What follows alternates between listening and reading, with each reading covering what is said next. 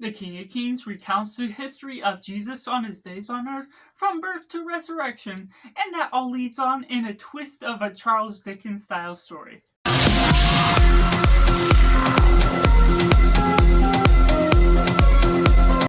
Welcome to Cinema, where we focus on the film. I'm Josh, this is Simply Cinema. Let me know down in the comments below what you thought of King of Kings. Was it good, was it bad, or somewhere right in the middle? Or if you're waiting for a review to decide if you're going to see it or not, make sure to like this video if you enjoy it. Subscribe if you haven't already to join in film culture community where we talk about the love of cinema as a whole and taking it right into the positive. King of Kings is just a delightful, wonderful family film that has the charm, has the humor, and the animation flows nicely to the nature of what ultimately is working on with the characters, everything you're building on, with this being a Charles Dickens adapted form of the Bible. It's not offensive to Christians or anything, and anyone could really watch it and enjoy, inform themselves a little bit to the nature of what all is going on. It's not complex or difficult to understand for any age, I would suspect. So the nature of what it all pulls off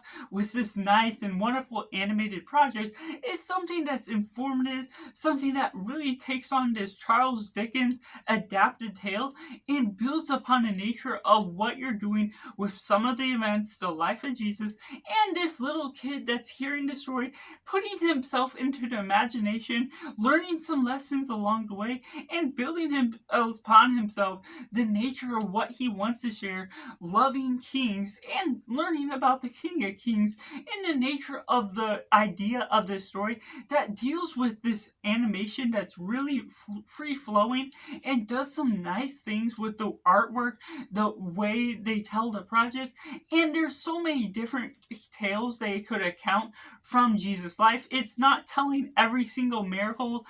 that Jesus did, it's not doing every step of the way, but it does recount multiple different parts of the story while also censoring the bad details or keeping it gore free for the nature of being family friendly, doing certain things where they still go into the drama, nailing Jesus on the cross, but you can't see that part. And even in the whipping part, it's only a few scars you get to see, and other parts are just really secluded to the nature of really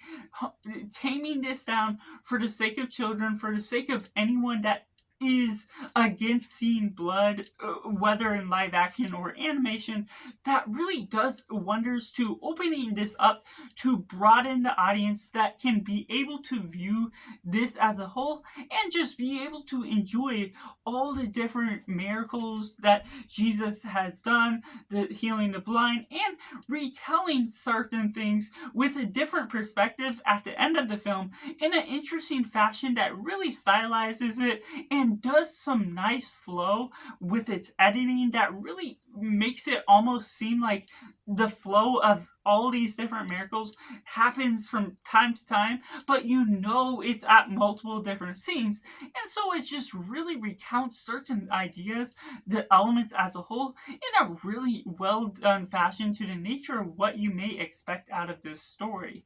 And going into the mixed elements, this isn't a negative to the nature of what I got out of the film. It's a great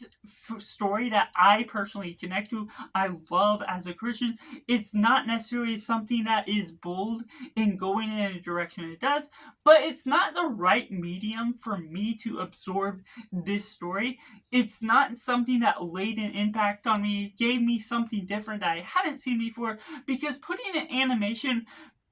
kind of takes away the layers of reality, takes away the prolific ideas and values of the Christian faith that is surreal, that obviously you want to see these animated projects and you want to censor certain aspects when you're opening this up to this family-friendly version of it. And I think it does so many aspects of that super well, but at the same time, it doesn't necessarily absorb my attention all the way through, while I am attentive, I am fully into rewatching this film time and time again, especially around younger kids, my nieces or nephews, whatever all that works on as a whole. It's just not something I would go on to rewatch in preference to something like The Chosen or something more of a Jesus film that is put into live action because of the form of ideas that it has to speak on as a whole.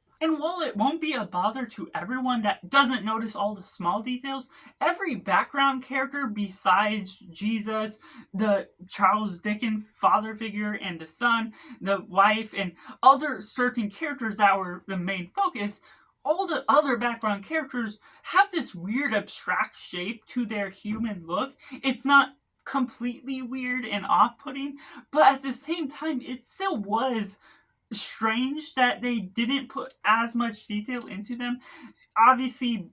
if they put them way in the back, you don't necessarily expect as much details, but these were designs that were weirdly put as humans, even if they were relatively close to where Jesus was standing, where others were standing. So that was an off-beat sort of element that didn't necessarily ruin the experience, but it still stood out to me like a sore thumb a little bit. And going into the negative, there are some moments with what they do with this sound part at the beginning. Charles Dickens was starting to retell a story of Scrooge before they really get into the story, what it is as a whole. And there's a snowstorm over the words, and I don't believe it was my theater because later on everything else of the sound was good, but the sound of the snowstorm was kind of louder than the words being said, which isn't necessarily words that were important for the sake of understanding the story,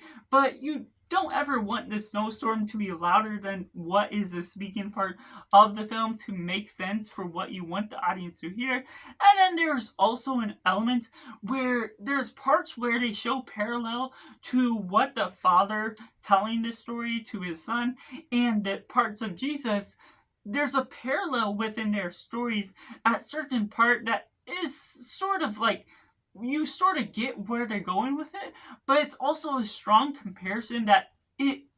you see Jesus at one point in the place of where the father is standing when something happens to the cat where they lose it, or there's another point somewhere else where they sort of make that comparison, and it's a off-putting beat to the nature of why are you choosing to almost put the father in the place of what Jesus is. And in the context of retelling the story in this imagination,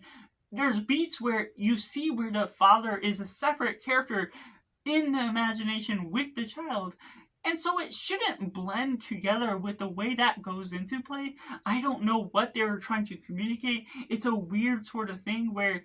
you kind of get the message, but putting the father in the place of Jesus is also something that doesn't necessarily work in lining up with the narrative that is also trying to communicate what it is. And so that's just my personal review for King of Kings, which I have to rate as simply 6 out of 10. Let me know down in the comments below what you thought of King of Kings. Do you like it? Do you not like it? Or is it somewhere right in the middle? Or if you're now going to see it or not, make sure to like this video if you enjoy it. Subscribe if you haven't already to join in film culture community where we talk about the love of cinema as a whole. So that's just all, and make sure to do yourself a favor and go watch a movie.